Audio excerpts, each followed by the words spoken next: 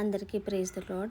పరిశుద్ధ గ్రంథము బైబిలులో యెషయా గ్రంథము 1వ అధ్యాయం 17వ వచనంలో కీడు చేయడం మాని మేలు చేయ నేర్చుకొనుడి అని వ్రాయబడి ఉంది.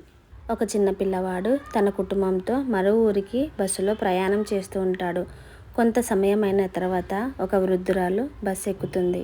తను కూర్చోవడానికి స్థలము లేకపోవడం ఈ చిన్న పిల్లవాడు గమనిస్తుండగా తన హృదయంలో మేలు చేయ నేర్చుకోండి అనే వాక్యము గుర్తుకొస్తుంది. వెంటనే ఆ చిన్న పిల్లవాడు తను కూర్చున్న స్థలంలో సర్దుకొని ఆ వృద్ధురాలికి స్థలం ఇస్తాడు. ఆ వృద్ధురాలు చాలా సంతోషించి చిన్న పిల్లవాడిని అభినందిస్తుంది. వృద్ధ మహిళ బస్సు దిగగానే అతని వీపు తట్టి, నీవు అందరికీ గొప్ప ఉదాహరణగా నిలుస్తున్నావు, మేలు చేయడం ఇలాగే కొనసాగించు అని ప్రేరణనిచ్చింది. ఇతరులకు మేలు చేస్తే మన జీవితంలో గలతీయులకు రాసిన పత్రిక 6వ అధ్యాయం 2వ వచనం ప్రకారంగా క్రీస్తు నియమమును పూర్తిగా నెరవేర్చేవారంగా ఉంటాము.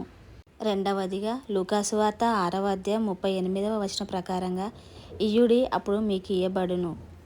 మనం దేవుని ప్రజలకు ఇచ్చే వారంగా ఉంటే పరసంబంధమైనవి అనేకమైనవి దేవుని యొద్ద నుండి మనం పొందుకునే వారంగా ఉంటాము.